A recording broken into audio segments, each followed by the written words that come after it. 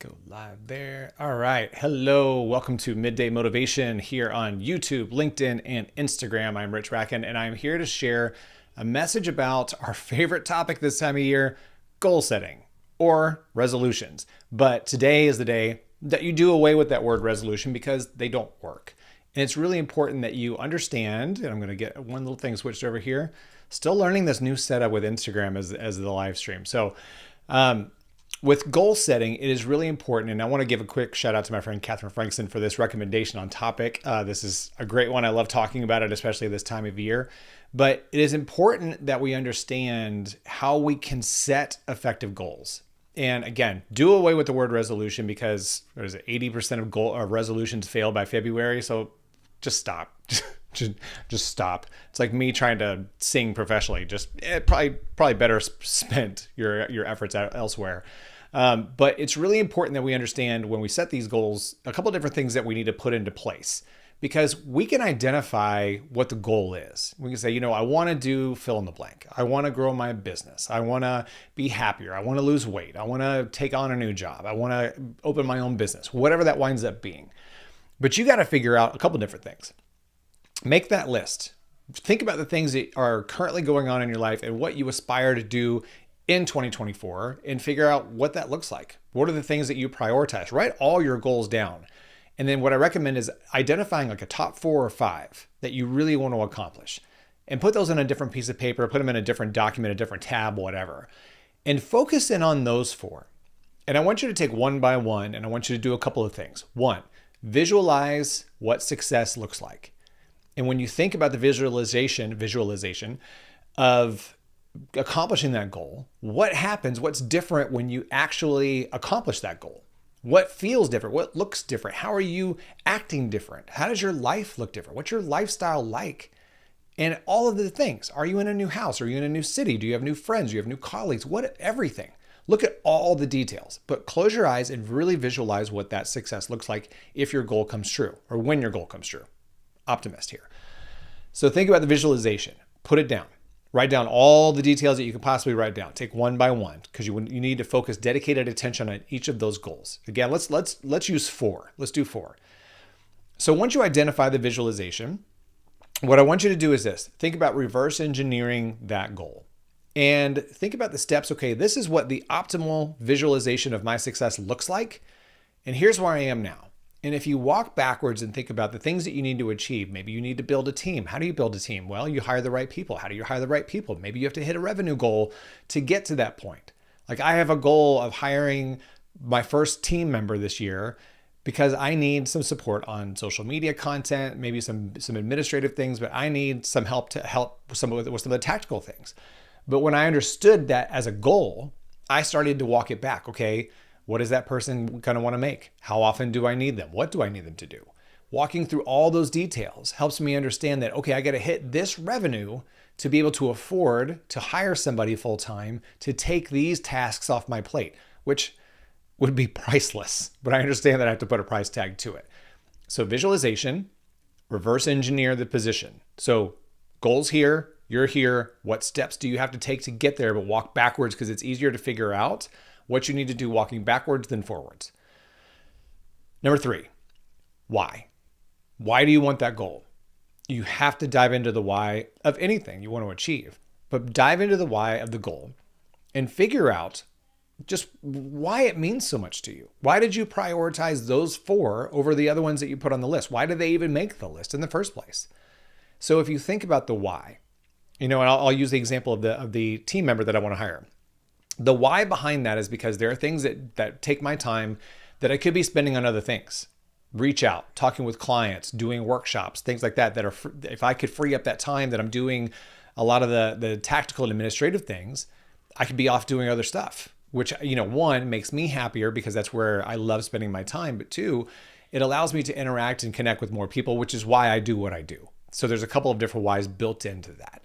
So what is your true why? And don't be ashamed of whatever it is. If you really have the dream of having a new sports car and you just want to feel sexy driving around town, who cares? That's your why.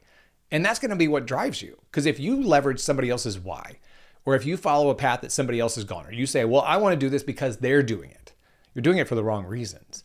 Because if they move the goalposts, you're then going to be chasing that next thing. So what is your why? What is the reason you're doing it? What is the reason you're prioritizing it? And then lastly, give yourself grace. This is by far the number one reason I think resolutions fail, is because we don't give ourselves grace and we shoot too high. We think about, I want to go lose a ton of weight, but I haven't even taken the first step of studying what I'm doing wrong that's got my weight on me now. I have not studied on nutrition or what is going to be fun to do from a workout perspective. I've not taken those things to go do those. So we're literally going into a situation where there's a drastic change involved with very little information and a very small plan. And what happens? The minute you start your resolution, Jan 1, Jan 2, the gyms are packed, everybody's hyped about losing weight and getting in shape and being healthy. And then you go to that first maybe post-holiday party, or you have that first fall off the wagon. And then all of a sudden you start pummeling yourself with negative thoughts. Well, I knew I couldn't do it. Why was I trying to do this? This is stupid. Why am I even bothering? February, it's all done. Because you've not given yourself grace to say, change takes grace. Change takes time. Change takes trial and error. And at the same time, you're going to make mistakes. You're going to slip up. Change takes time to break a habit. So if you're doing these things, if you're putting goals into place and not resolutions, there's a longer runway to falling off the wagon, to making mistakes, but getting back to center. And when you have that why put in place, it's easier to get back on the wagon or get back on track on your goal because you understand how important it is to you. Now, if you're just saying, I want to lose weight just because I want to lose weight, or that's just the thing to do and say, then you're not ever going to get back on the wagon when it's appropriate. You're going to miss out on those opportunities and you're going to take it harder than you probably should. So the why will help you get back on track, but give yourself grace going into that change. Because if you're like me, I love having big goals. I love pushing myself. I love challenging myself. And I used to really take it hard when I wouldn't make it happen. And I wouldn't look at the progress that I made or the growth that I had or how close I had come to the goal. I would be so frustrated that I didn't hit it, but it's way the hell up here. And so if you understand that to get here, it's going to be a long journey. There's going to be lots of change, lots of growth, lots of mental anguish, because nothing that's worth it is going to be easy. But if you go into it with the right mindset and giving yourself grace and being determined and being resilient, you're going to make it. And if you don't make it, you're going to come really close. But in that process, you're going to have a much more enjoyable time with the journey. And that's what it's all about. I shared the story of my weight loss the other day that this is wrapping up the 25th year of me keeping off a 100-pound weight loss. It wasn't easy losing the weight, and it's not been easy keeping it off. But at the same time, when I fall off, I understand how to get back to center. I know how to get back to that because trust me, there's plenty of stuff in my kitchen and my pantry to tempt me. And I'm not going to say that I don't give into it. I do. But at the same time, I know how to balance it out. So giving yourself grace allows you to go that long road, to make things happen. If you're trying to change jobs or if you're trying to level up in your company, find the ways, again, go using all the different elements, reverse engineer what you need to do, figure out what that job is and figure out the skills that you need to put into place or the people that you need to talk to. Go seek out some internal mentors. Find out what you need to be doing better. Ask for that feedback. I'd like to be the VP of sales one day. Can you tell me what you think I need to be doing to get there? Because it's easier to hit a target when you know what you're shooting at. So all of these things wrapped into one will help you set effective goals and achieve them or come really darn close. But the last thing I want to say is that you should enjoy the journey. Because when you understand where you're going, you understand what targets you're trying to hit, you're going into it with grace and humility, but also determination. You're going to understand and also your why, and you understand all these things, the journey's fun. It's hard. Again, it's not going to be easy, but I would much rather bust my ass trying to find a goal or achieve a goal that means something to me, that is really hard for me, that is really worthwhile to me, and know that all the hard work I'm going to put in is going to pay off.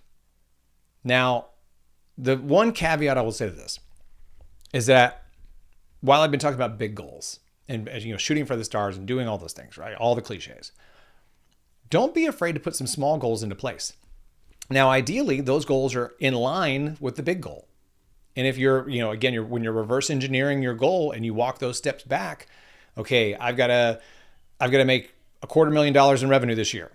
Okay, how do I do that? What does my product mix look like? How do I break that down? Which services or what presentations or what product can I sell the easiest and make the highest margins on so I can hit that goal?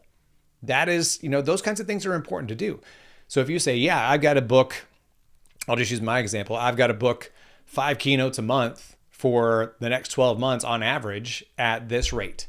And that's going to get me to the goal where I can then go hire somebody full time. And that's my goal moving forward because I want to maintain that person on my team and then grow my team. But when I understand what those small goals are, it will help me progress to the big one.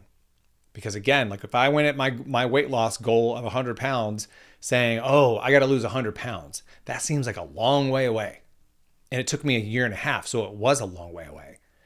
But when I started looking at it in 10-pound increments, sometimes 5-pound increments, it made it easier to achieve because it allowed me to have more grace within the small steps and making that progress moving forward.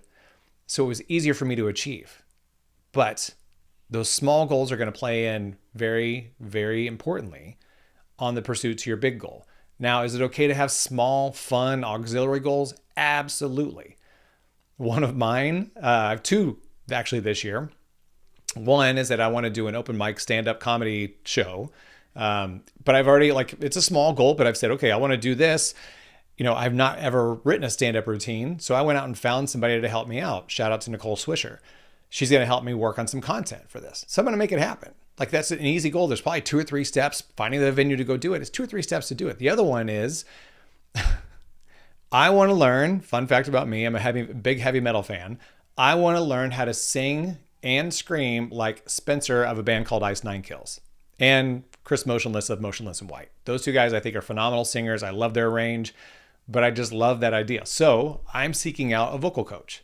And I've taken vocal lessons in the past. You wouldn't know it if you heard me at karaoke, but that's a goal of mine. It's a fun goal of mine. It keeps me motivated, but it's small and fun and it's auxiliary to what I want to do in the big picture.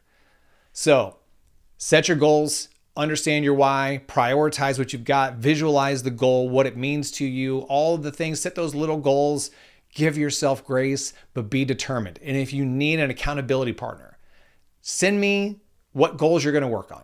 I want to see them. You can hit me up over here. Sorry, the graphics over here. Hit me up at richbracken.com. I can't even point correctly. There we go. That's my goal for 2024 is to be able to nail the graphic.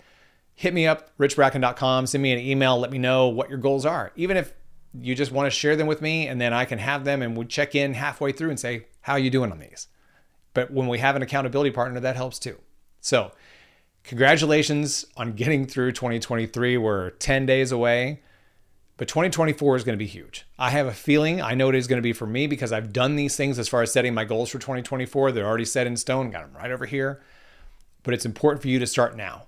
Start setting those plans so that when New Year's Eve hits, you've already got your plan in place and you can execute it right away. But stop calling them resolutions. They're goals. You're going to achieve them and you're going to have fun in the process.